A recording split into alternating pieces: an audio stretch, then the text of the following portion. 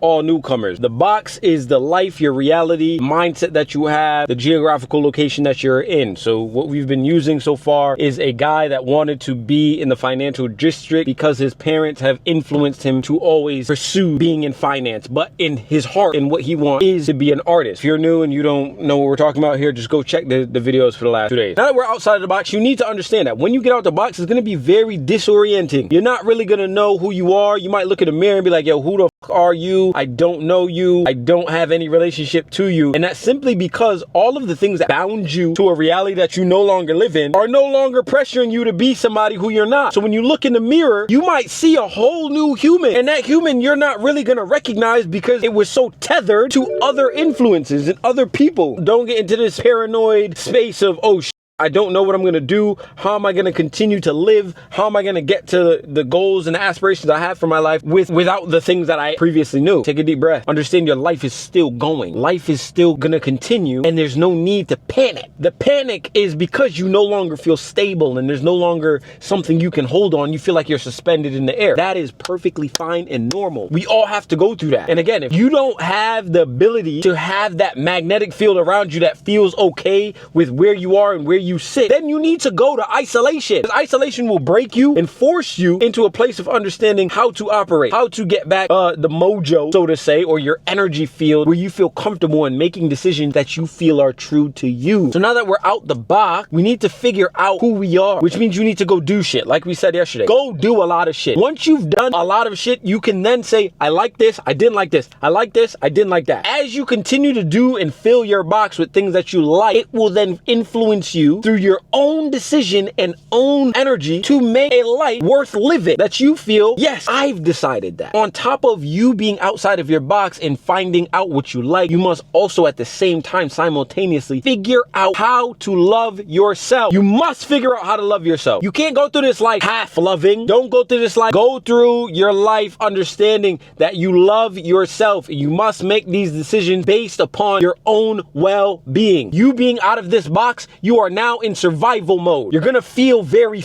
anxious, like, oh shit, breathe. Every decision that you make here on out needs to be a base of self-love. If it does not feed you, get rid of it. If it's negative, get rid of it. If it reminds you of your past box, get rid of it. If it's not fueling your current goals, get rid of it. If it's an addiction that will then cause detriment to your future self, get rid of it. If it doesn't fuel you in any sort of positive way, if it does not create momentum to go forward, step into this new reality that you've created or creating for yourself, and give you the empowerment to create, paint on this new canvas that you've now created for yourself, get rid of it. There is no need to string yourself back to an old box that no longer serves you. It doesn't matter where it comes from. The energies that you're feeling are going to feel very obscure, very different, not weird, different. It's simply going to be different because before, when you were in your box, you ignored them because you had an understanding of where you were. Now that you don't, you're suspended in the air. All energies are going to be coming around you. So only pick the ones that you can align yourself with and feel comfortable in saying, yes, this is what feels good. This is what life is about. But you have to get into a space of self-love. Why? Self-love emits and radiates to everything else around you that you love yourself. So what happens? If love is the dominating one energy that is in full of abundance, the world is love. This planet is based around an energetic field that will gravitate to you as long as you love yourself. If the plane in which you live is all about love, abundance will find you and grant you all of the things that you need to get done or that you've placed on yourself as a purpose or a goal, right? So figure out what you like and continue to do that and what your purpose in life is. And that means you have to do a lot, but that also means you need to listen to yourself. Mind and heart connection is a thing. Your mind will find the logical points in your life. Your heart will find the things that you actually want and know. And when they get into alignment, you'll feel bliss. But you have to know that when you're suspended in the air and you're looking for what you love, there are going to be a fuck ton of energies coming at you. And you might not know which ones to gravitate to, so you have to lean upon your own feelings, your own self-love. And this is why self-love is so important, because self-love will reject anything that does not promote itself. If it's not promoting your self-love, you will feel it. Like there's no, like when I'm doing something that does not promote the love for myself, I feel it. There's like it's an overwhelming gut feeling, but also your body will be in shock. Maybe you start tapping and you never do. Like maybe you're very fidgety. Your body starts to like squirm. That means you're in an environment that your body does not like. And you must listen to that, because energies while you're in the suspended state will take your ass in. And then what you might find is that you're tethering yourself to other boxes that are not for you. Once you relinquish all of these things that have kept you in this place of isolation that you don't want to be in, and when I say isolation, it's kept you in a box that you don't like, or you don't perceive yourself to be, or is not for you, you have to be very mindful of the energies that you allow around you, because those energies will easily put you back in a different box, right? You might fall into some shit that other people like, and because you were suspended and vulnerable, you then attach yourself to that energy and that's a crowd of people, and then you put yourself in that box that they claim. That box wasn't for you, but because you didn't know what to do, you went with it, and now you're in another box. Years later, you have to do the same reconstruction of your box, and that's the danger. Self-love, how do you find it? Meditate. Again, I implore you to go into isolation to find yourself and destroy yourself. Destroying yourself, again, will rip all of the things that you once knew, but also it will allow you a new canvas. So now you can then pick what you like. So when you're doing all this shit, you then know what you like. Right, from there, do not be afraid to accept self-love, because of the traumas that you have. The traumas are going to tell you, bro, nah, that's not for you. Nah, you being a certain way, or oh, you're being too mean, or vice versa. When you release from the old box, your habits are still going to continue. If you are a very selfless person, you gave yourself to everybody and never took anything for yourself. The idea of taking time out for yourself feels mundane, feels weird, feels odd. It's very different. I don't know this. And what happens? What are we? We're humans. We love our comfort. Again, we've talked about this before. The comfort zones that we live in and that we've established around our lives are all about getting away from discomfort. We shadow ourselves from the fucking rain with an umbrella because we don't want to get wet, right? We turn on the AC because we don't want to be hot. You have to know that when your body starts to tell you signals or give you signals of, oh, this doesn't feel regular, but it feels good. That's the thing. You have to know what love feels like. And the first time you feel it, you're going to be like, holy shit, this is blissful. It's going to be a sense of awe. This feels great. Why didn't I not do this before? And the more you do it, the more comfortable you become with it. Once you start to become comfortable with it, it will then become a habit. Once it becomes a habit, you will do it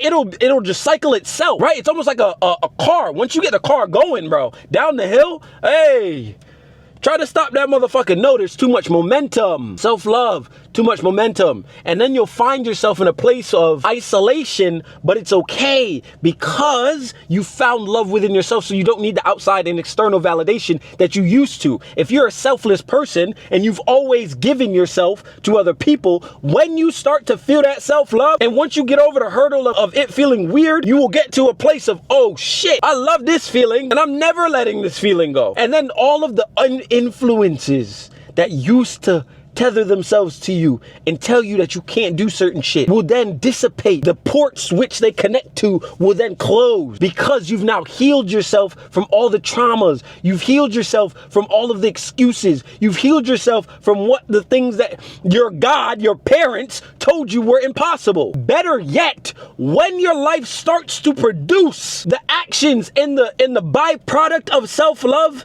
and you get the goals and start to achieve things, and all of the wishes that you've had in your brain, and the purpose of your life starts to come into fruition and materialize in your hand, you're like, oh shit, this is what I've been missing. You will no longer have those tethers coming for you, simply because self-love is such high of an energy that it deters negative energy. It deters it, because negativity cannot stay around positivity for too long. Will it exist? Yes. Will it try? Yes. But will it always be there to penetrate and try to connect with those ports that are no longer available? Fuck no, because people can't stand you no more. They don't want to be around that energy. Because also, another thing that self-love does to you is it turns you into a mirror. And what people hate worse is when people that they once knew and once did activities that kept them down, when you relinquish yourself from those activities and you start to better yourself and ascend within your self-love journey,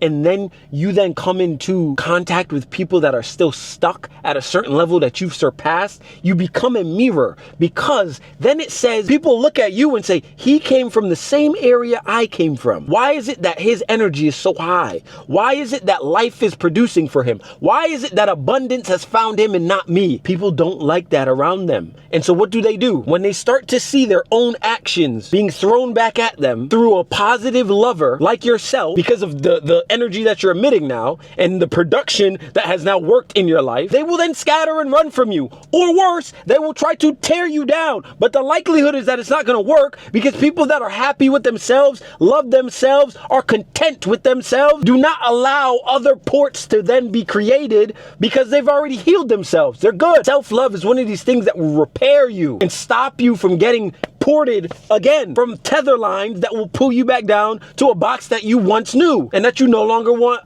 contact with. Story time. I'm on the phone with one of my dear friends, one of my girls that we have good conversation. And in the middle of the great conversation, she says, Dwight, you know you're cocky, right? I said, you know you're broken, right? That was my response. You know you're broken. What I tried to explain to her was that what you're feeling and experiencing from me is self-love. The energy of self-love is emitting on you. And what you're feeling is that you don't love yourself enough to understand what that energy is. And so you slap a label on it like cockiness, right? Confident people just have an overabundance of self-love. And don't get it fucked up. Cocky, yes, is a thing where you need to boast and show and brag. But when energy speaks for you and emits that energy off of you that people can feel when you step in a room, that's not cockiness. That's called self-love, which then generates confidence, which then is unspoken because there's no need. The energy, the way that you operate, the things that you see, the way that you engage with people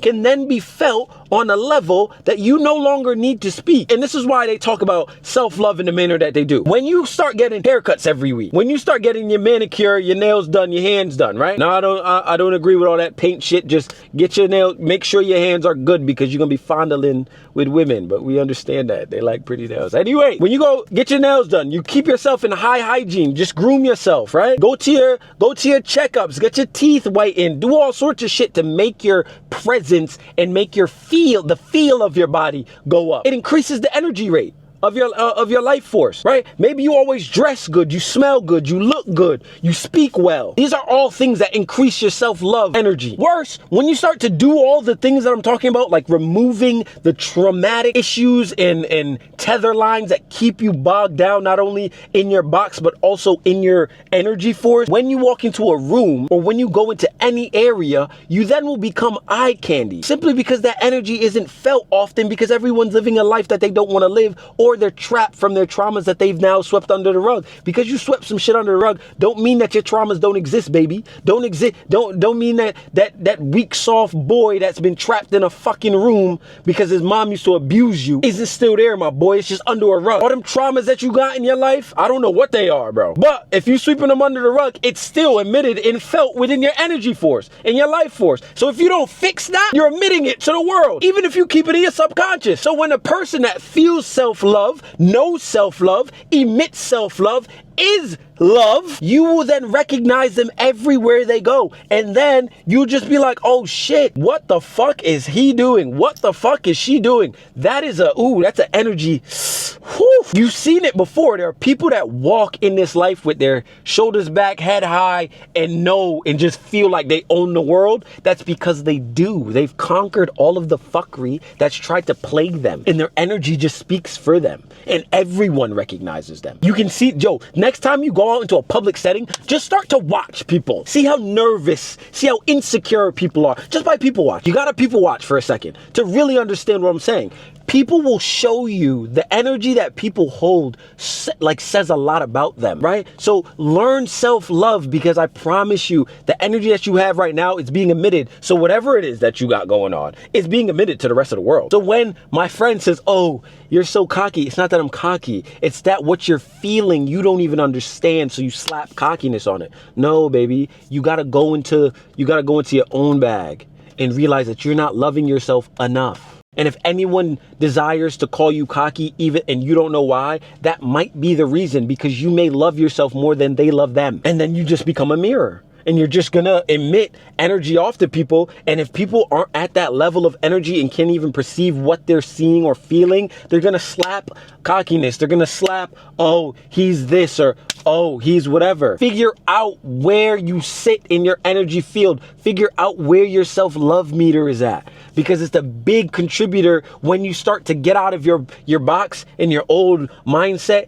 and start to create a new. When you go into into isolation going to show you some shit about yourself, the weaknesses you got, the fears that you got, your insecurities, the things you're guilty about. It'll also show you the positive things. Don't get it fucked up. When you go into isolation, you'll know what you're good at and you'll feel it. But the things that you need to work on will then become more prevalent, because your strengths are already your strengths. Your weaknesses are what's keeping you back from feeling this high energy. So understand, when you're in this isolation, allow it to crack you open and take out all of the things you need to work on. Don't be scared of yourself, bro. A lot of us are scared of ourselves. I promise you, I was one of them.